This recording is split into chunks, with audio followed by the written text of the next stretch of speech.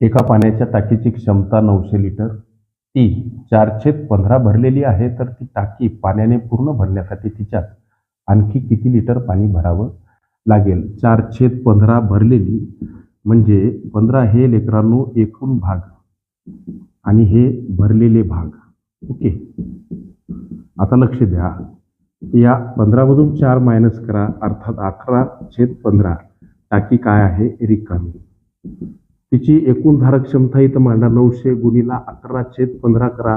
15 सक 90 होतात, हे 0.6 वर 60 गुणिला 11 म्हणजे 660 लिटर हे या प्रश्नाचं उत्तर. अर्थात आणखी 660 लिटर पाणी भरावं लागेल. हे उत्तर पर्याय क्रमांक सी मध्ये दर्शवलेलं आहे.